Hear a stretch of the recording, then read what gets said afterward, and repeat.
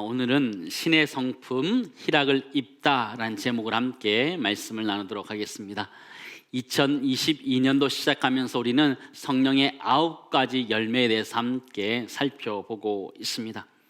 성령의 열매라는 것이 사실은 우리가 가지고 있는 성품, 사랑, 희락, 화평과는 조금 달라야 된다, 차별성을 가져야 된다라는 것을 우리는 잘 알고 있습니다. 그래서 성령의 열매를 신의 성품이다라고 하고 그것을 우리가 지금 하나씩 살펴보려고 합니다. 성령의 열매가 무엇이 있나요? 갈라디아서 5장 22절 23절 말씀 보시기 바랍니다. 오직 성령의 열매는 사랑과 희락과 화평과 오래 참음과 자비와 양선과 충성과 온유와 절제니 이 같은 것을 금지할 법이 없느니라, 그렇게 이야기하죠. 이 성령의 열매가 얼마나 강력하냐면 금지할 법이 없다, 이렇게 표현해 주고 있는 거죠. 세번역 성경을 보니까요, 막을 법이 없다 이렇게 표현하는 거죠.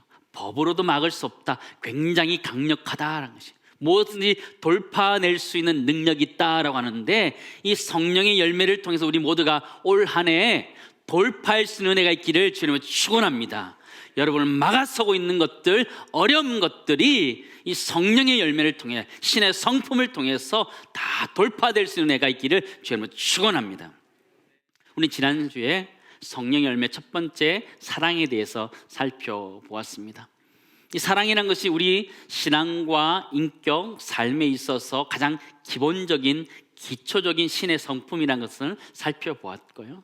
사랑이 없으면 우리가 아무것도 아니고 우리에게 아무 유익이 없다는 것까지 살펴보았습니다.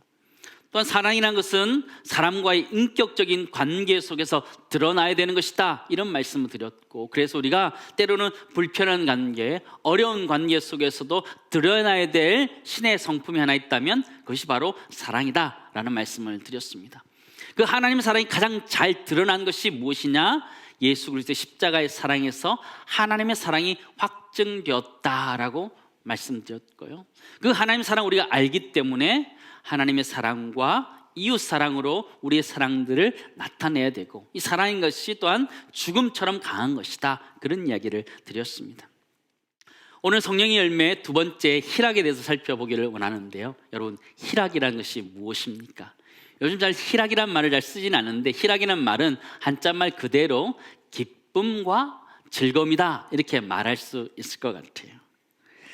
1997년도 IMF 시절에 책이 한 권 나오는데 이런 책이 나왔습니다. 인생의 즐거움을 발견하는 법이라는 책이 한 권 나왔는데요, 한 100가지 인생을 즐겁게 살리는 비결 이렇게 제시하고 있는데요, 하나가 무엇이냐면 오래 살려고 하지 말고 우선 현재를 즐겨라, 이렇게 표현해 주고 있더라고요. 사실 우리가 살아가는 시간이라는 것이 사실 과거를 살아가는 것도 아니고 미래를 살아가는 것도 아니고 현재를 살아가는 것이잖아요. 그러므로 현재 즐겁게 살지 못하면 영원히 즐겁게 살지 못한다, 이런 이야기들을 하고 있는데요, 현재 기뻐하면서 즐거워하면서 살라라고 하는 것들을 이 책에 쓰여져 있었습니다. 이 책에 즐겁게 살기 위해서는 또 건강하게 살아야 되는데 그러기 위해서 지켜야 될 원리가 있다, 이렇게 이야기하면서 우리가 잘 아는 얘기들을 하더라고요. 배를 80%만 채우라, 이렇게 얘기하고요. 몸을 움직여라, 그러니까 근심과 걱정을 하지 말라, 이렇게 기록되어져 있었습니다. 근데 우리는 그게 마음대로 잘 되지 않지요. 우리는 어젯밤에도 밤늦게 라면을 끓여 먹고, 그죠? 찬밥도 말아 먹고, 밤에 계속 부대끼면서 있다가, 그죠? 아침에 일어나서 후회하는 게 우리 인생입니다. 몸을 움직이는 거, 운동하는 거 쉽던가요? 올해는 정말 운동했다 작정했는데 한 주간도 제대로 가지 못하고, 그렇죠?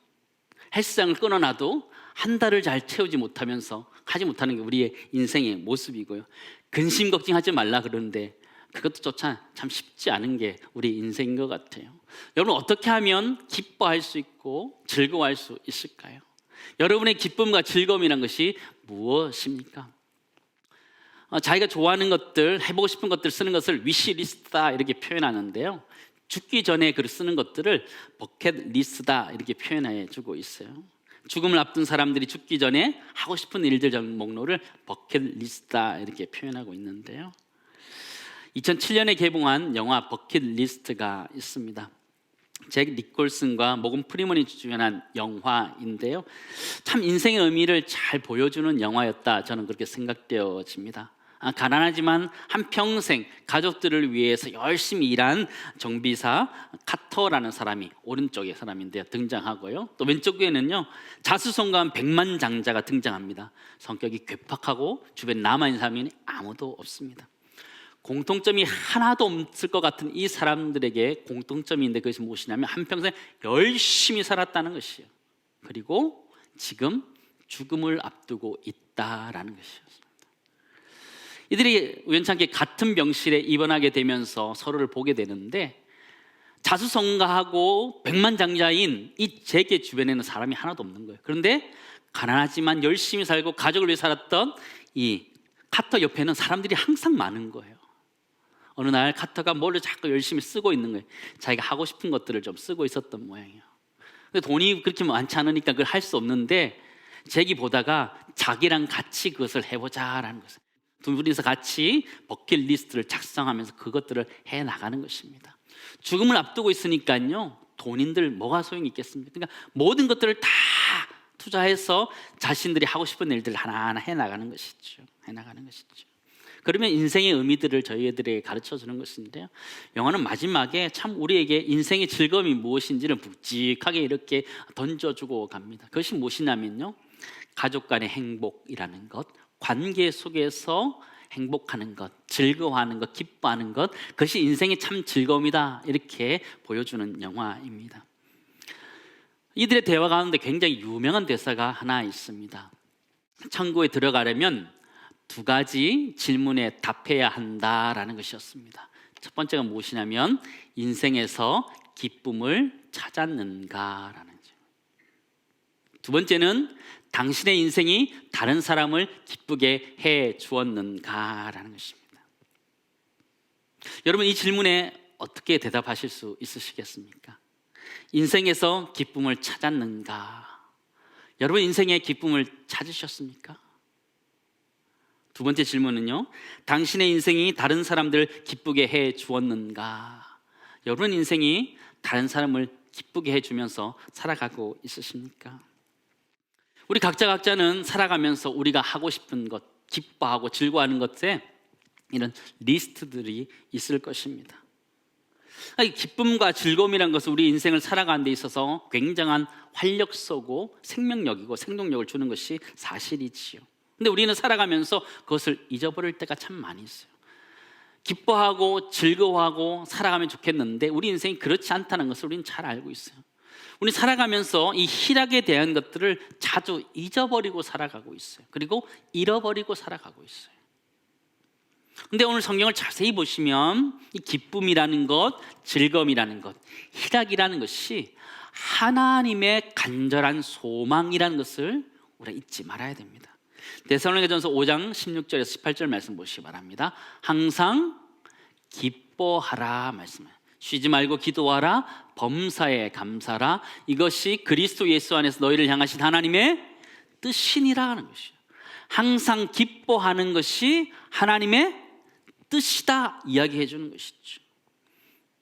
사도 바울은 이 데살로니가 교회를 향해서 그렇게 이야기하는 것이에요. 항상 기뻐하라, 그것이 너희를 향하신 하나님의 뜻이다, 이렇게 얘기하는 거예요. 근데 우리는 살아가면서 그것을 너무 많이 잊어버리며 살아가고 있어요. 하나님 우리를 향해서 항상 기뻐하라 말씀하시는데 항상 슬프고 어렵고 힘들게 살아가는 것이 우리 인생이 아닌가 생각하게 되는 것이죠. 첫 번째 나누기 원하는 것은요, 희락이라는 것은 신의 성품인데 이 희락이라는 것은 하나님의 무엇이다? 명령이다라는 것이다. 하나님의 명령이다. 우리가 기뻐하고 즐거워해야 되는 것 하나님의 명령이다라는 것이죠. 우리는 인생 살아가면서 항상 기쁘고 즐겁지 않잖아요. 그러나 그럴 때마다 우리에게 명령해야 되는 거예요. 하나님 말씀으로 명령해야 되는 거예요. 기뻐하고 즐거워하라 말해야 되는 것이죠. 한번 저를 따라합시다. 가슴에 손을 두들기면서 기뻐하고 즐거워하라, 기뻐하고 즐거워하라, 여러분 자신에게 말해야 되는 거예요. 선포해야 되는 거예요. 내 인생의 희락을 선포하노라 라고 말하면 선포하는 거예요. 때로는 우울해지고 힘들어지려고 할 때마다 나에게 선포하는 거예요. 하나님 말씀으로 선포하는 거예요. 항상 기뻐하라 말하는 거죠. 기뻐하고 즐거워하라. 나에게 부정적인 생각이 들고 힘든 생각이 들고 고난 가운데 침몰해 갈 때, 그럴 때에 하나님의 말씀으로 여러분 영혼에게 선포하시기를 주 여러분 축원합니다. 뭐라고 해야 돼요? 기뻐하고 즐거워하라라는 것이죠. 희락을 선포하는 것이죠. 하나님의 명령이라는 것이죠. 여러분 영혼에게 명령하세요. 항상 기뻐하라, 기뻐하고 즐거워하라, 희락의 옷을 입으라, 슬픔의 옷을 벗어내고 희락의 옷을 입으라 선포하면서 그 희락 가운데 머물 수 있기를 주 여러분 축원합니다. 우리는 살아가면서 좋은 일들이 있을 때 기뻐하는 것 당연하지요. 그건 이방 사람들도 다 그렇게 해요. 전도서 말씀 보시기 바랍니다. 사람마다 먹고 마시는 것과 수고함으로 낙을 누리는 그것이 하나님의 선물인 줄도 또한 알았도다. 다 즐거워할 수 있는 거예요. 사람이 먹고 마시고 수고하는 것에서 낙을 얻는 것, 그거 정말 하나님의 선물이고 기뻐할 수 있는 일이다라는 것이죠. 근데 오늘 성경을 보시면 항상 기뻐하라 주님 말씀하셨어요. 사도 바울이 그렇게 이야기했던 이유가 무엇일까요? 항상 기뻐하라.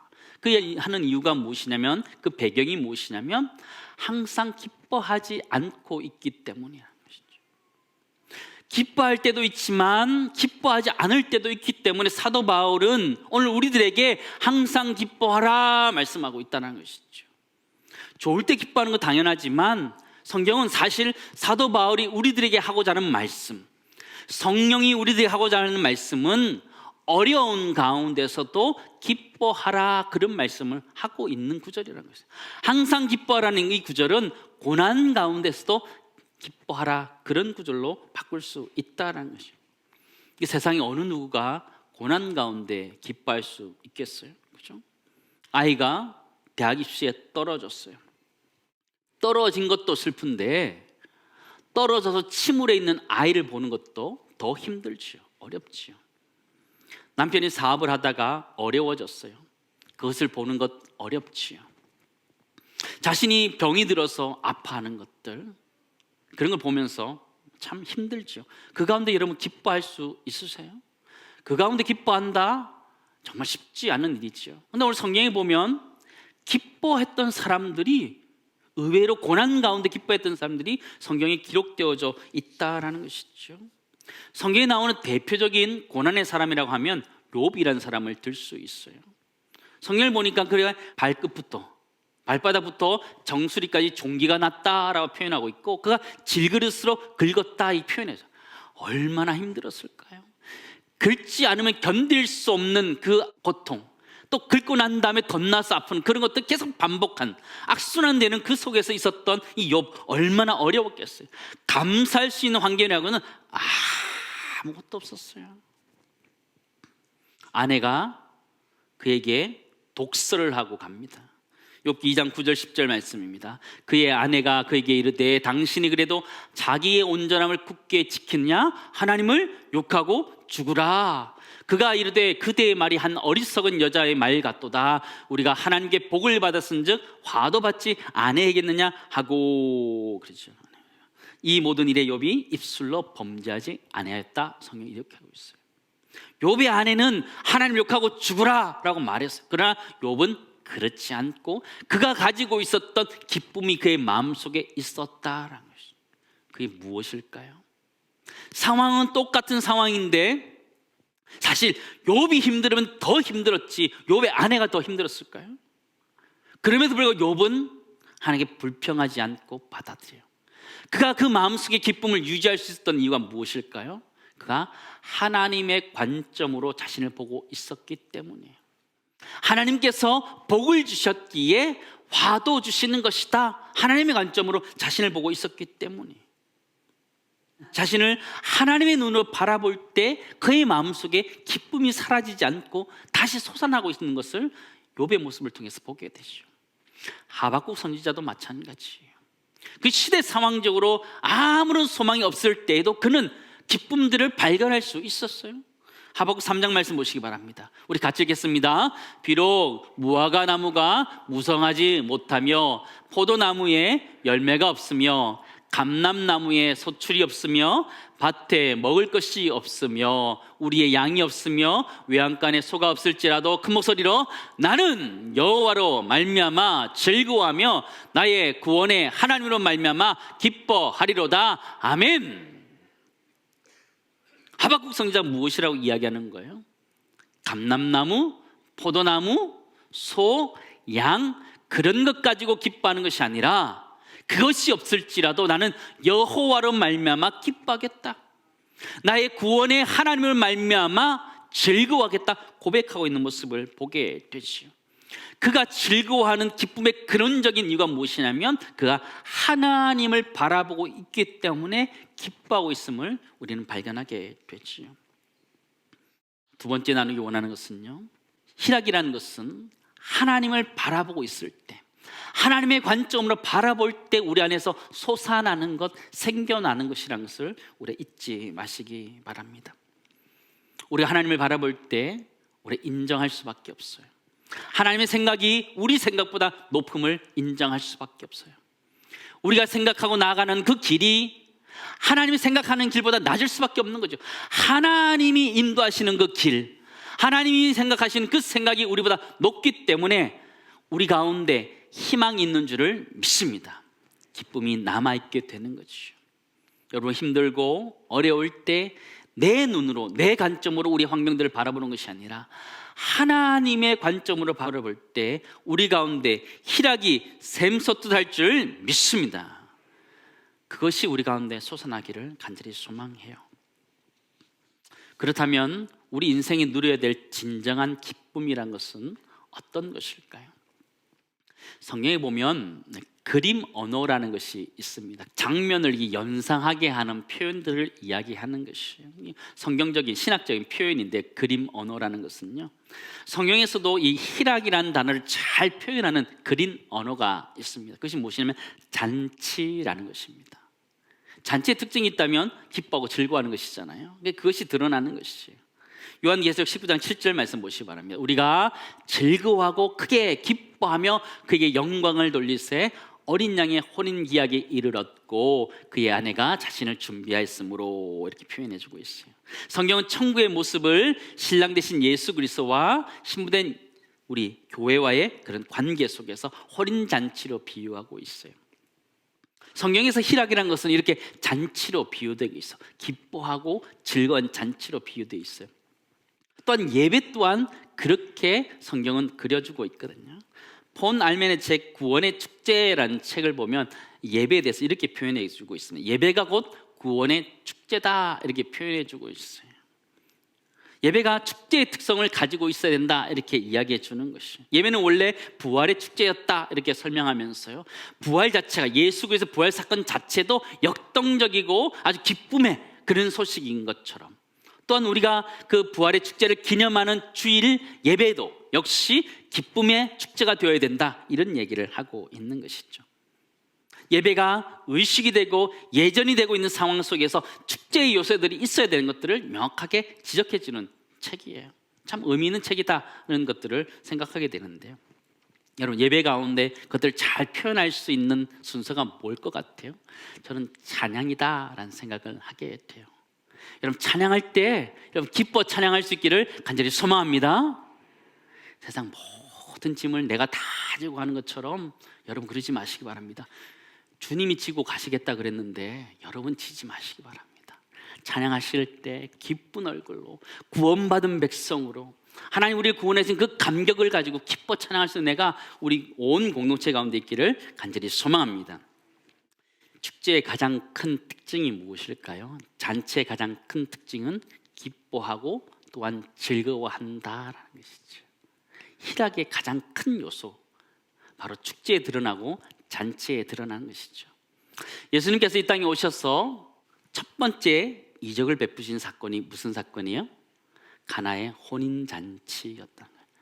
여러분, 그게 우연한 사건이 아니라는 것을 여러분 아시기 바랍니다. 주님은 우리들에게 기쁨과 즐거움을 주시기 위해서 이 땅에 오신 분이다라는 것을 잘 말씀해 주고 있는 것이죠. 오늘 우리가 읽었던 본문 마태복음 25장에 보면 달란트 비유가 등장합니다. 여기도 잔치가 등장하고 있어요. 주인이 종들에게 5달란트, 2달란트, 1달란트 맡기고 멀리 떠나가게 됩니다. 성경을 보니까 오랜 후에 이렇게 표현되어 있습니다. 아주 그들에게 충분한 시간들이 주어지고 주인이 다시 돌아오게 되었을 때 주인이 그들의 맡기고 한 것들에 대해서 정산하고 있는 모습을 우리에게 보여주고 있어요. 마태복음 25장 말씀 보시기 바랍니다. 함께 읽습니다. 5달란트 받았던 자는 5달란트를 더 가지고 와서 이르되 주인이여 내게 5달란트를 주셨는데 보소서 내가 또 5달란트를 남겼나이다. 21절 그 주인이 이르되 잘하였도다 착하고 충성된 종아 내가 적은 일에 충성하였으며 내가 많은 것을 내게 맡기리니 내 주인의 즐거움에 참여할지어다 하고. 주인은 잔치를 베풀고 그 종을 자신의 잔치의 자리로 초대하고 있어요. 자신의 즐거움에 참여하라라고 말하고 있어요. 여기서 말하는 주인의 즐거움이란 것은 무엇일까요? 이 주인의 즐거움이란 것은요, 종에게 맡기고 왔는데 종이 주인의 마음을 가지고 그것을 잘 감당하고 있었던 그 모습이 주인의 즐거움 아닐까요? 그리고 그것에 대해서 감사해서 주인이 잔치를 베풀었는데 거기에 함께 참여하는 것이 바로 주인의 즐거움일 것이다 라는 것을 우리는 알게 되죠. 좀 더 쉬운 말로 주인의 기쁨이 자신의 기쁨이 되는 것, 그것이 진짜 희락이라는 것을 우리는 발견하게 됐어요. 성경은 주인의 즐거움에 참여해야 된다 우리에게 가르쳐주고 있어요. 사랑하는 성도 여러분, 여러분 자신의 가장 큰 기쁨은 무엇입니까? 우리는 살아가면서 내가 성공하는 것, 그것이 우리의 가장 큰 기쁨이죠. 또 자녀가 잘 되는 것, 그것이 우리의 기쁨이고, 또 우리의 건강한 것, 돈을 잘 버는 것, 그것이 우리의 기쁨이다라고 생각하죠. 그러나 성경이 말하고 있는 참된 기쁨이라는 것은 주인의 즐거움에 참여하는 것이다 라는 것을 우리에게 명확하게 이야기해 주고 있다는 것이죠. 주인의 즐거움에 참여하는 것이 무엇이에요? 주님이 기뻐하시는 것을 내가 함께 기뻐하는 것이라는 것이죠. 마지막 세 번째 나누기 원하는 것은요, 희락이란 것은 우리가 하나님의 기쁨에 동참하는 거예요. 우리 인생의 가장 큰 기쁨이 무엇이냐? 하나님의 기쁨에 동참하는 거예요. 하나님이 기뻐하시는 일들을 함께 하면서 기뻐하는 것, 그것이 우리의 참된 기쁨이라는 것을 우리 가르쳐주고 있죠. 하나님이 기뻐하시는 것들을 함께 기뻐하는 은혜가 우리 모두에게 있기를 간절히 소망합니다. 그렇다면 하나님의 기쁨이란 나 자신이 먼저 기뻐하는 것, 그것이 하나님의 기쁨이라는 것이고요. 또 우리가 다른 사람과의 관계 속에서 다른 사람을 기쁘게 해주는 것, 그것이 하나님의 기쁨이라고 할 수 있고, 또 우리가 하나님의 자신을, 하나님만을 높여드리면서 하나님을 기뻐하는 것, 그것이 또한 하나님의 기쁨이고 주인의 즐거움이다 말할 수 있겠고요. 또 마지막 하나는 하나님 기뻐하시는 우리 자신을 축복하면서 살아가는 것이라는 것을 여러분 잊지 마시기 바랍니다. 시대가 어렵고 힘들고 마음에 힘들이 없어지면서 자신을 참 저주하면서 살아가는 사람들이 참 많이 있습니다. 하나님 그렇게 이야기하지 않았어요. 하나님 참된 기쁨이 무엇일까요? 하나님의 진짜 기쁨이 바로 여러분 자신이라는 것, 우리 자신이라는 것을 잊지 마시기 바랍니다. 실망 가운데, 좌절 가운데 살아갈 용기가 없는 사랑하는 성도 여러분, 그럴 때 하나님의 음성을 들으시기 바랍니다. 내가 너를 기뻐한다는 하나님의 음성을 들으시기 바랍니다. 스바냐 3장 17절 말씀입니다. 우리 같이 읽습니다. 너의 하나님 여호와가 너의 가운데 계시니 그는 구원을 베푸실 전능자이시라. 그가 너로 말미암아 기쁨을 이기지 못하시며 너를 잠잠히 사랑하시며 너로 말미암아 즐거이 부르며 기뻐하시리라 하리라. 아멘. 그가 너로 말미암아 기쁨을 이기지 못하신다. 때로는 인생이 힘들고 어려운 과정 속에 있는 우리들에게 하나님 우리를 보시면서 기뻐하신다, 즐거워하신다. 우리 인생의 진짜 기쁨이 무엇이에요? 우리가 하나님의 기쁨에 동참하는 것인데 하나님 우리를 기쁘게 바라보고 계셔요. 인생 가운데 때로는 좌절하고 낙심되고 넘어질 때가 있어요. 그러나 그럴 때 여러분 자신을 축복하셔요. 하나님의 기쁨이 나 자신이라는 걸 잊지 않고 여러분 자신을 다시 일으켜 세울 수 있는 해가 우리 모두의 있기를 간절히 소망합니다. 여러분, 희락이란 것이 무엇입니까? 희락이란 것은 하나님의 명령이란 것을 잊지 마시기 바랍니다. 하나님의 명령이란 것을 잊지 마시고, 우리 삶 가운데 때로는 힘들고 어려워질 때마다 여러분 자신에게 명령하세요. 기뻐하라, 즐거워하라 명령하면서 나아가고, 고난 가운데 있을 때에 우리 하나님을 딱 바라볼 때 하나님 주시는 희락이 있어요. 그 희락이라는 것은 하나님으로부터 나오는 것이기 때문에 우리에게 입혀주실 것을 기대하면서 하나님을 바라보았으면 좋겠고, 우리 모두가 하나님의 기쁨에 동참하기를 간절히 소망합니다. 우리 인생 살아가면서 하나님이 좋아하시는 것이 무엇일까, 기뻐하시는 것이 무엇일까 찾으면서 그 기쁨에 동참하면서 진정한 기쁨들을 누려가고, 하나님 우리를 참 기뻐하신다는 기억하면서 우리 자신을 주의 은혜 가운데 축복하며 살아갈 수 있는 내가 우리 가운데 있기를 간절히 소망합니다.